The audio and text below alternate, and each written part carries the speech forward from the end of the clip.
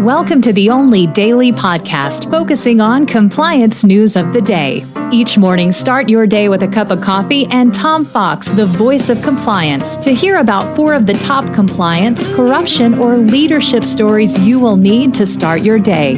The Daily Compliance News is a production of the Compliance Podcast Network.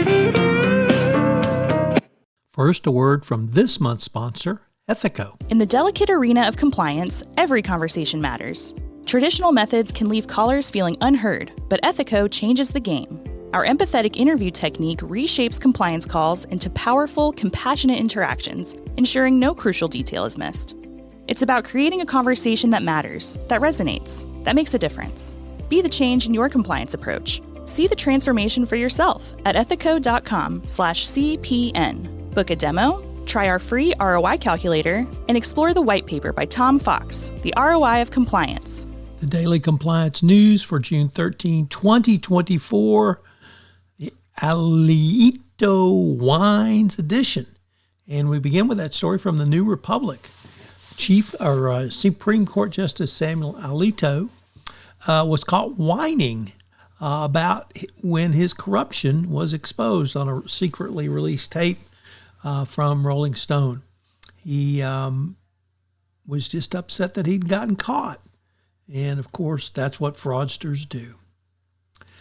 From the Wall Street Journal, Risk and Compliance Journal, Dylan Tokar reporting that the Department of Homeland Security said it was banning imports from 3 more Chinese companies, alleging they used forced labor from Xinjiang. The companies added to the U.S. import blacklist include a seafood processor, a shoemaker, and a company that manufactures aluminum and carbon graphite. The list, established under the Uyghur Forced Labor Prevention Act, requires Customs and Border Protection to block future imports from the company on the presumption they were produced with forced labor.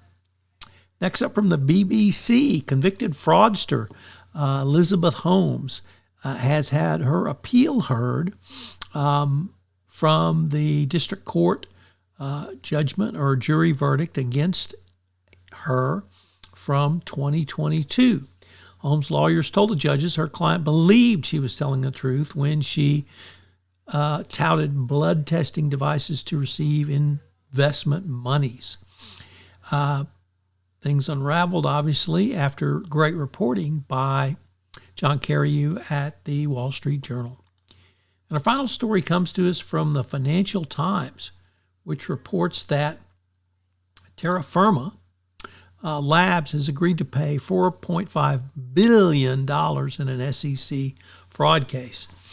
The crypto company will be put out of business for good, the SEC told a court in a proposed resolution. It had a $40 billion collapse of Terra USD digital tokens in 2022, and is the latest major cryptocurrency company to pay a hefty U.S. fine.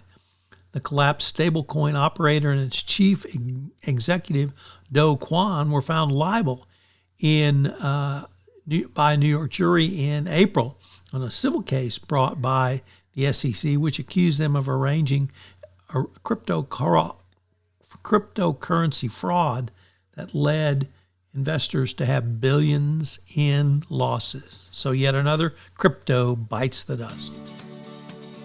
The Daily Compliance News is a production of the Compliance Podcast Network and a proud member of C-Suite Radio. Thanks so much for listening. I hope you'll join me again tomorrow.